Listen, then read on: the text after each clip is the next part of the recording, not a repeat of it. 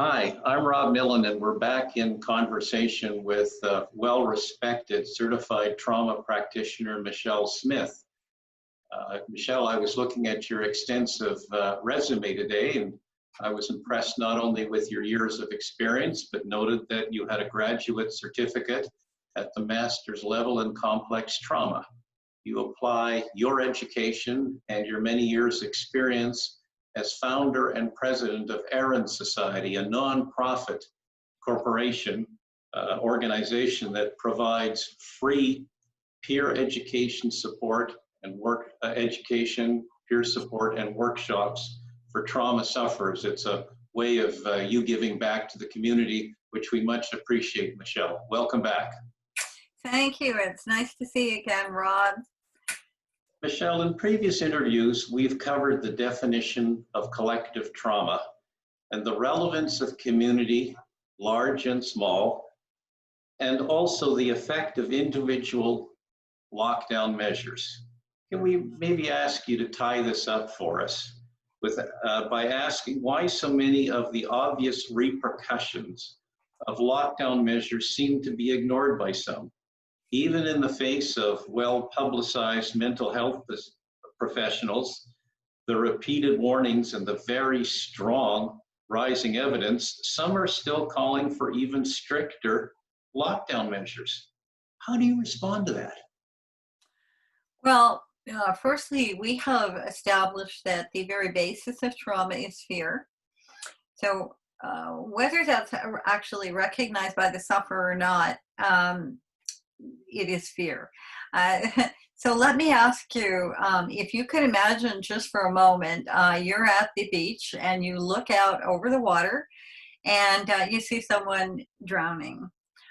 You can see they're panicked, they're flailing, they're going down for the fourth or fifth time. And are you going to swim out without a life buoy by yourself to try to save them alone? No, I would not. Why? Well, I'm not a strong swimmer and I'm not experienced with helping someone that's in such a precarious and dangerous situation. Okay. And do you think that that person would probably take you both down? Very much so. That would be, I think, my primary fear, that in their panic and in their flailing around, they'll grab a hold of me and we'll both go under. Right. But if you could try to reason with them while you were swimming towards them and tell them, don't grab onto me, you'll drown us both, will they listen and comply? No, because they'll be in panic. They're in tremendous danger. They're frightened. They're overwhelmed. Right. So no matter what you say, what are they likely to do? No matter what you say. They're going to grab hold of me and hold on for dear life. And have they been able to hear or process anything that you've said? Not at all. No. Okay. So why do you think that is? They're just so overwhelmed by fear, by thoughts for their own physical safety. Right. And so even as you were both going down and through the evidence you're both drowning, they would still grab at you. Absolutely. You know, that's because the cognitive part is not reasoning. They're overcome by fear. So let me give you another example. Imagine you're in a shipwreck somewhere, and you've managed to secure a place in one of the few lifeboats that they had. So in that lifeboat, there may be room for one more person, but as you look out over the water, there are 50 people in the water. Do you take the lifeboat over to the 50 people in the hopes of managing to pull one more into the lifeboat? I think I would know, because I think the 50 people that are there will swamp the lifeboat and we'll all be lost. Right. So even if on the way over you reason with them, tell them, they will drown you all. Will they stop? No. No. They'll be just so frightened. Right. So when fear is trapped in the body like that, and fear is the driving force, the cognitive reasoning part of the mind. Literally, you're in fight or flight. You're in raw survival mode, and the cognitive part of the brain actually goes offline. They're not hearing you. So we have traditionally put a great deal of emphasis on the intellect and on the reasoning, the rational part of the brain, the problem-solving part of the brain.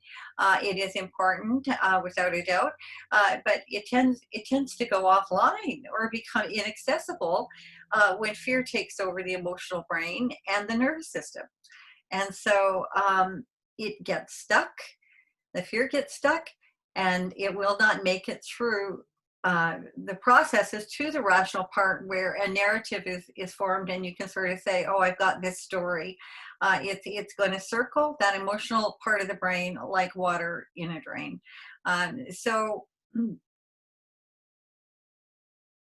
What is the do you think is the predominant focus of someone who's traumatized and fear driven? Safety. Yeah, safety, exactly. So it's establishing some form of safety. So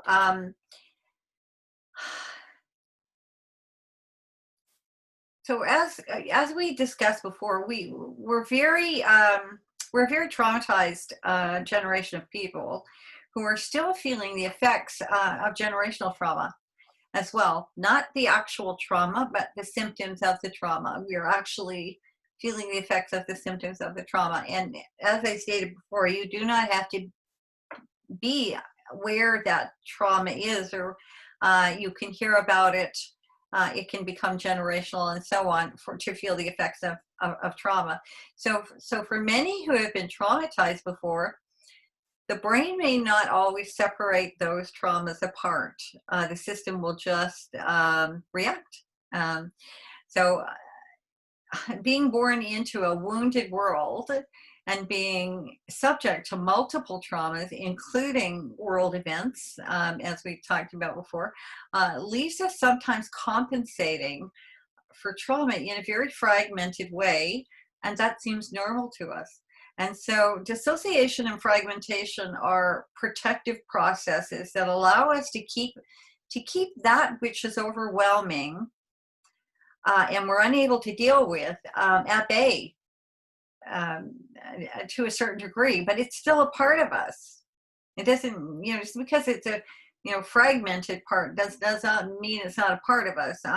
So of course the goal is always that all parts should be integrated in the whole, so that we're experiencing life to its fullest as a whole human being together, rather than fragmenting off parts that are too overwhelming for us to deal with. So media for some tends to be a peek into the world and what is happening, and tends towards contributing to our worldview. But rationalizing whether a particular story is true or not is a cognitive function. So it could be one writer's perspective, or not the whole story, or more going on than what is reported, or completely twisted and not true at all. Or it could be something that is meant to appeal to emotion in order to sell papers. But where people are seeking safety and some semblance of that is handed to them, what do you suppose they're going to do? If it's handed to them? Right. If people are fear driven, and they've had something thrown at them that they can't, they're helpless to do anything about. They'll grab a lifeline. Right. They'll grab that lifeline. Okay. They'll grab that lifeline. So, and are they going to reason through the possibility that it might not be all there is? Do you think? No, they're just going to grab the lifeline. Yeah. Or that it might be a one-sided viewpoint, and will they seek other sources to get a complete picture? When you're fearing for your safety, and you feel that you are being tossed a lifeline, you're not going to think 2 seconds about it. You're going to grab hold of that lifeline. Right. Yeah, exactly. That's exactly. And so what we do is we grab hold of that lifeline. Anything that that steps into or disrupts that bubble of safety, that we have sort of managed to get hold of to some degree, is bound to get a traumatic reaction, because that's the safety line. So sometimes turning off the media is our only saving grace. Is just to shut it right off, because we hypervigilance. We talked about that last week. It's a trauma symptom, and hypervigilance is that constant looking for danger. We're on the alert. Our whole systems are on the alert, and sometimes constantly pursuing media is doing just that. We're trying to ward off. We're trying to get up on the information to try and ward off anything that's coming at us. Now, there are some very reasonable reasons why people would come up with it, sticking with the media and so on. But then there is also those that are obsessive about it, because they're fear driven. So I call our worldview our windshield, and the mechanism by which we view our world around us and how it relates to us personally, that I call it the windshield. And so it's made up of life experience, relationships, education, and so on. All of those things that make us who we are as people, our set of core beliefs and so on.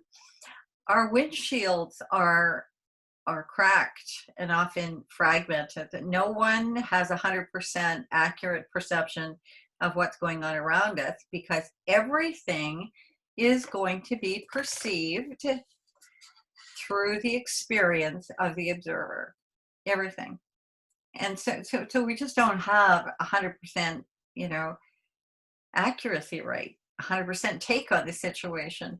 Nobody does.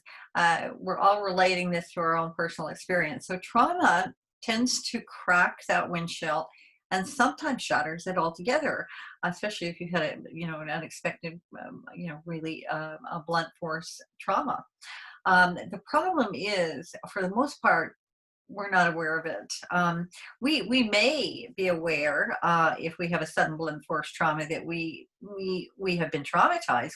We may be aware of that, but we are less likely to be aware of the fear or the way we may be perceiving events and relationships around us, because trust is broken and shattered. Everything affects relationship around us. So I've asked people who are traumatized, if you could have anything you want in life right now, right this minute, what would it be? You would be absolutely surprised, Rob, at how many people say, I just want to feel safe. You would be surprised. I just want to feel safe. Nobody should live in fear. Nobody should be living in fear. So collective trauma is actually a shared experience. This is shared by groups of people. So yeah, I hope that helps a little bit. Very much so. Now, you've talked about awareness, and let me just follow that thread. How do people go about being cognizant of fears and perceptions? Yeah, that's it. That's not an easy answer. Many of the fears that we experience are stored fears. They are triggered fears. They're not new fears, but they're from before. So, for example, someone may tell me, "Oh, gee, Michelle, I don't understand it. I dreamt last night. I didn't have a good childhood, and I dreamt this awful childhood experience, and I woke up, and I was feeling this terrible fear and sometimes pain and so on. I don't feel like that at all. Why would I feel like that?" And I said, because you're not experiencing what you're feeling now. You're experiencing what you were feeling then. So we have this trapped fear from traumatic experience in our nervous system, and most of the fears that are arising are triggered fears. They are not new fears. They're old, so or older, or so from past experience. So acknowledging that fear, embracing the fear, and letting it do what I call letting it talk. I have said, even over the years with my own, when I recognized something was I was reacting to something. Okay, you want to talk? Talk. And so letting it talk can be very grounding for people and freeing for people. Unfortunately, uh, especially prolonged uncertainty is a very strong trigger for fears. So it's important that we work on being present and grounded and emotionally regulated, and especially in times like this where we have all this long-term uncertainty that is going to needle at old fears. So because it has the same makeup in the brain, we kind of go, I know what this is. This looks very familiar to me. And off we go. So exploring fears should actually be done with what we call a witness, like a practitioner, a counselor, therapist, or for some people in a support group. I know a witness or a qualified facilitator. Now, a witness is somebody who doesn't just sit there and listen to everything that you've been saying. A witness is actually someone who shares your experience with you, who can feel that experience. And so, they're kind of walking with you. I can feel that you're afraid. I can feel that, that's what makes up relationship. So if you look at the brain in very simplified terms that give each part a particular function or question, for example, the primitive brain that brings in the information, it's the oldest part of the brain. It asks the question, am I safe? It's bringing this information, am I safe? It passes it on to the emotional brain, and the emotional brain asks the question, am I loved? Belonging, community, relationships, a witness. The rational brain asks the question, what have I learned from this? And so meaning, narrative, application. So you can see that things go through a process, and you can also see why we use a bottoms up three-stage approach. The fear and subsequently the safety must be dealt with first before you can get to the rational brain, which is saying, what's the meaning? What have I learned from this? How do I store this in long-term, put it to rest and store it in long-term memory now? So processing and integration. So also a really overly simplified sort of example. I could, I'm trying to give this in as layman's term, and I know there's lots of stuff I could say, so I'm really kind of scratching the surface here. An overly simplified example of experience would be if you walked into someone's home, if you can sort of keep this in mind in terms of your experience in life, because it's not something we think about very often, but if you can keep this in mind, if you walk into someone's home and said, oh my gosh, I just love the color of this room, we think our eyes saw it and our brain said we liked it, that settles it. That's not at all what happens. That's not what happens at all. Based on the models of the brain I gave you, first the color was acknowledged, then it had an emotional effect on us. So it was how it made us feel. It was how that color made us feel that determined that we love the color. So it's not all happening within the cognitive part of the brain at all. So it's how that made us feel. So getting back in touch with being conscious of the sensory part of our experiences in life is really important. We experience life through our senses. So you have, the senses. Then we kind of organize that information, and then it gets applied to our environment and the people around us. So it kind of, does this circle. Yeah, that's the best. Well, you've acknowledged and spoken eloquently and incisively that we're living in uncertain times, and the impacts on people of these uncertain times. And for many people, there are major cracks in the windshields of life. So do you have any advice or tips for people during these uncertain times? Yeah, I'd like to first stipulate that anything I may offer is not a replacement for therapy or private counseling that someone may need. These are simply a few exercises and thoughts that may be of some help in coping, because it's very important that we do stay grounded and emotionally regulated and so on. So that's all these are. I'm not offering you counseling tips, and nor am I saying that these are the be all and end all for for your experience. So the first thing I guess I would suggest to people: at all costs, stay connected. At all costs, stay connected. I see that's friends and family, faith groups, really important.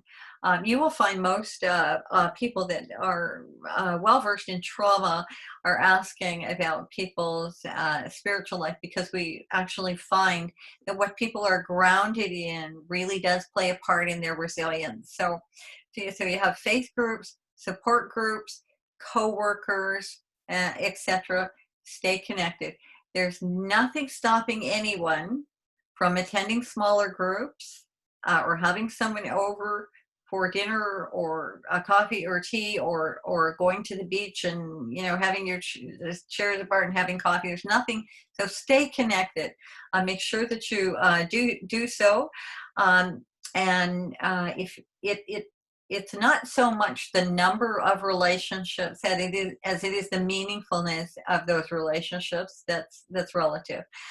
So don't be afraid to reach out. Don't be afraid to reach out for support groups. This is a very, very trying time for everyone. It does not really matter how you're viewing that circumstance.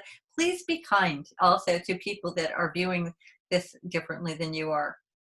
Please be kind, because they are viewing it in relation to their own experience as well. So one can't sort of say one person's experience is more valid than another. Sensory walks, so staying connected, sensory walks. Now this is really important. Take a walk in the fresh air and notice what you smell, what you hear, what you feel, what you taste, and what you see. Connect to the sensory experience of that walk. You can even take a walk in the forest if you like, or by the ocean. It doesn't really matter, but stay very, very conscious of what your senses are experiencing. Do so when you eat as well. Paying attention to how it feels in your mouth, smells, and it tastes. Concentrate on the sensory experience. Schedule your days with a goal that you can work towards and achieve. It doesn't really matter what that goal is. There's no, I have to have a big goal or a small goal, or maybe it's today. Here's what's going to happen today, and during this time, I'm actually going to get those darn covers cleaned out. That what I mean. So have that goal that you can achieve, and make sure that you do it, that you achieve those goals. Grounding exercise and breathing several times a day is really important. And when I say several, it would always be my preference with people to see people doing this 4 times a day or more. But you would just sit in a chair with your feet on the floor. You breathe in to the count of 4, hold that breath to the count of 7, and then release with your tongue behind your top teeth. Release in a kind of a whoosh to the count of 8. This actually, as you're doing this is going to bring your heart rate up and down. And so it starts to regulate your system. So it's not a concentration on the breathing itself. It's actually having, is having effects on your nervous system. So then once you have done that a number of times, then begin with your head and start to relax each part of your face. Relax everything in your face, all the muscles, and pay attention all the way down to your feet and the feel of your feet on the floor, and the floor holding your feet up, and the chair holding up your weight. Take a moment to listen to some relaxation sounds or music that are very calming. So relax the entire body, pay attention to the body, and then take some time to spend in the music. And when you do the music for relaxation sounds, it doesn't hurt to do the breathing as well. Self-care is really important. We lose sight of that because we have kind of a loss of sense of self when we're in difficult situations. So choose something that you like to do or that brings you pleasure, and do it for yourself deliberately. I am going to do this for myself. So that can be, as simple as, I don't know, long hot bath. It can be a foot massage, reading, sitting in the sun, going to sit down by the ocean, a walk by the ocean. Any of those things that you like to do it, and do it for yourself. This is what I'm going to enjoy for myself. If you like to knit, then by all means, sit down and knit. Turn up your music at least once a week, preferably 3 times a week. Turn up the music and dance in the kitchen, even if you're alone. And pay attention to your body movements as you're dancing in the kitchen. Doesn't matter if you're alone. Exercise and eat properly, really important, and make sure you get plenty of sleep. Find something that you can do to contribute to your community, or for someone in need. There's all kinds of opportunities out there for contributing to community, and everybody has their gifts and talents. Journal the things you are grateful for at the end of every single day, and find a reason to laugh no matter what. And that's lovely. I like the part about being connected, and I hope that we will continue to be connected with further interviews, that we might connect with our viewers there.